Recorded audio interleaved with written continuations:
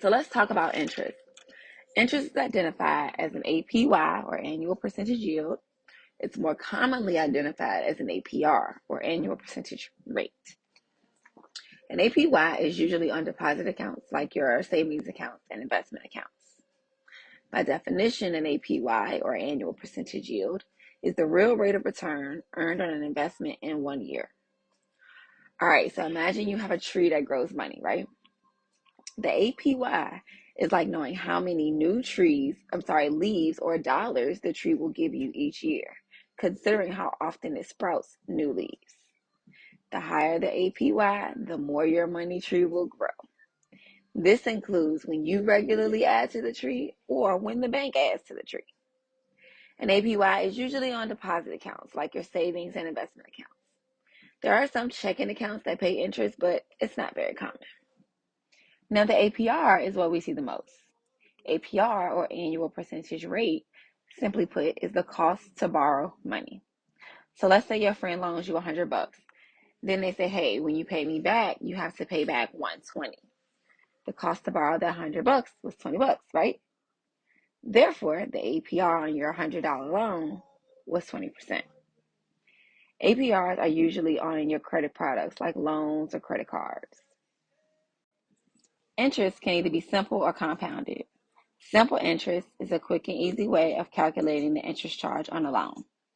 The simple interest is calculated by multiplying the interest by the principal by the number of payments.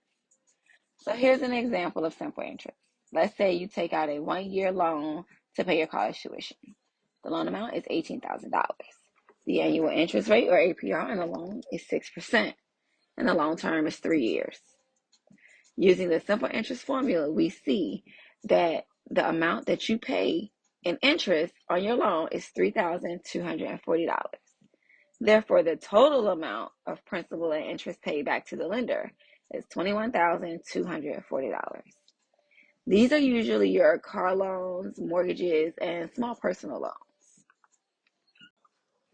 Now, compound interest is a little bit more complicated to understand, but it's not hard, right? So compound interest is the interest you earn on both your original investment and on the interest you've already earned on that investment. Compound interest is what's going to allow your savings account to grow faster over time.